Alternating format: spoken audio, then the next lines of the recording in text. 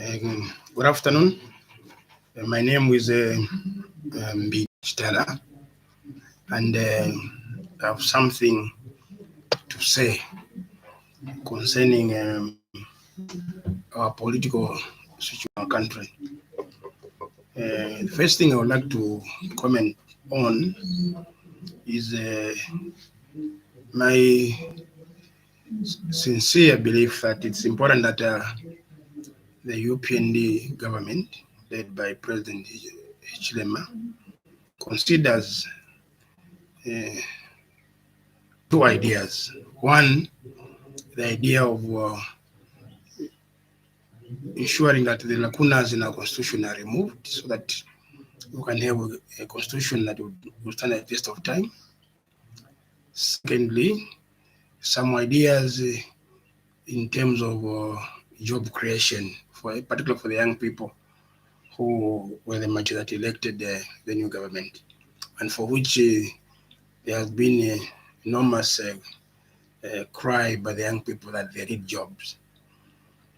And lastly, to also advise our leaders that it is important that they adopt a new stand where they become benevolent, you know, almost like President Kagame, to ensure that they are not captured by ulterior institutions. So the first idea, in my view, is that it is important, like an urgent, that the UPND government consider adopting a new constitution. We already have the Mungomba constitution, which was basically, already uh,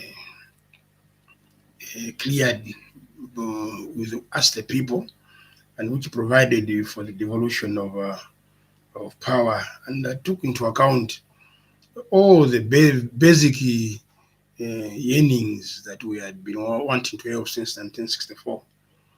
And secondly, it is also important to adopt a new electoral process, again, which the electoral process administrative committee that was headed by one of the lawyers, Mrs. Zarumis, came up with, which is, has been, again, those were good ideas. Now it requires that for us, that we adopt this new electoral process, which will ensure that ministers are appointed outside the parliament to conform with the separation of powers doctrine, and we create the possibility of creating a coalition government, and also introduce proportional representation, uh, and avoid the doctrine of winner take all, which has been very divisive and in our country. Secondly, I would really uh, like to persuade President Ichlema and his colleagues that they adopt a strong approach to politics. We were very heartened and happy when the president came up with the idea of not categorizing our markets, and that was extremely good.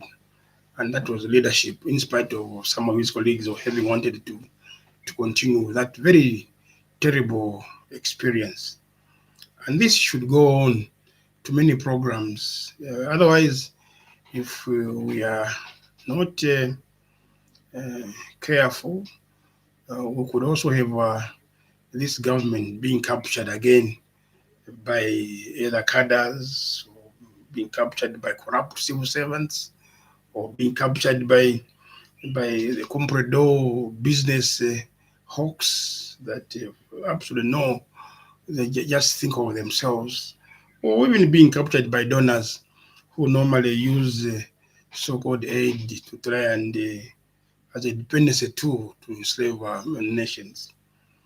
And lastly, or thirdly, the one issue which I'd like to talk about is to do with the job employment, particularly of the young people. The young people will is a time bomb of millions of them, hovering between suicide and madness, people with no jobs, and they don't have industries to put the young people to work, useful work, and hence we have now uh, a bunch of lumpen elements, causing total disorder in our communities. And it's important that whereas in the UPND manifesto, the doctrine of creating jobs has been well articulated, I would want to suggest a few ideas which you may wish to consider. One, that to accomplish this issue of job or promotion, and that you design and implement an employment creation strategy, which I would hope Minister of Finance, as it addresses the budget for this year, will come out and articulate. And we have an employment strategy uh, of, of, um, of the National Economic Plan, which could include some of the following. Firstly, that one, we provide money and resources to ensure that we create a compulsory 6-month youth national services skills development program where we could train more than 250,000 school leavers currently out of school, hovering, who leave out, who be leaving school every other year and can't continue with their education, and we give them skills. And for this matter, the Zambia National Service could be used as the anchorage because the ZNS already have the infrastructure for this. And obviously, what would happen is that we will simply make it more democratic and more user-friendly, unlike it used to happen in the past. This also to teach them responsibility and discipline.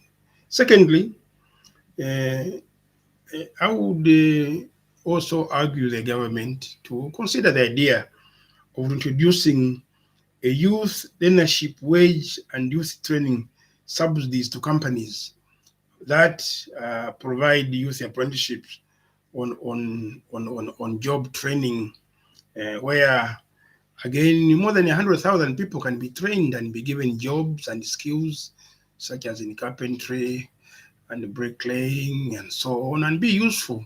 Unlike now, when we have to go to either Tanzania or Zimbabwe to look for these artisans to come and build our homes and so on.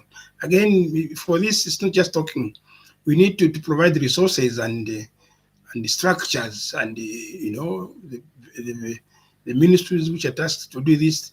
They take it up, and this must be budgeted for. And I could hope that this could be considered in the next budget, so that we start, and so we start building slowly. By the time 5 years is coming to an end of your term as government, going for elections, we have done so many and addressed this issue of unemployment of young people a lot. And then the third idea, which I thought is also important, is we could create or organize more than 500,000 young people or small farmers into outgrower schemes. Again, this is an area which is open, for use. For the young men could be given, young men and women could be given skills as well, be given fertilizer, and be given inputs and as farmers, and we get back to what President Kaunda almost had during the old days of the production units, which are already there and they are available. And lastly,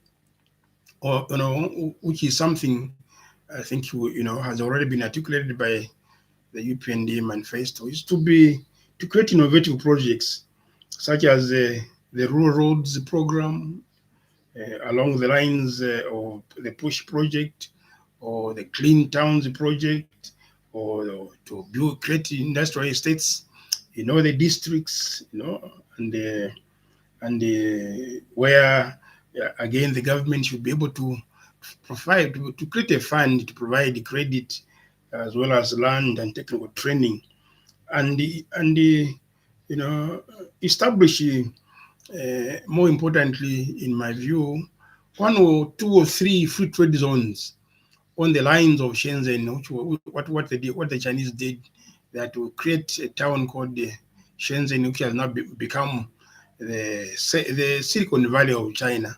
If we could, for instance, take Mbala and make it into a free trade zone, uh, and take into account, or take into, that 200 million people, Great Lakes region market, or put another trade zone in a place like Calabo, to take care of the market from Angola, the whole eastern Angola, there in Lumbala and Gimbo is all part of Zambia. They all need who could put up a free trade zone area and give it a specific task, for to produce goods and services to our people. And these are some of the ideas which I think the UPND government may wish to consider as they start thinking about creating jobs for our people. I thank you.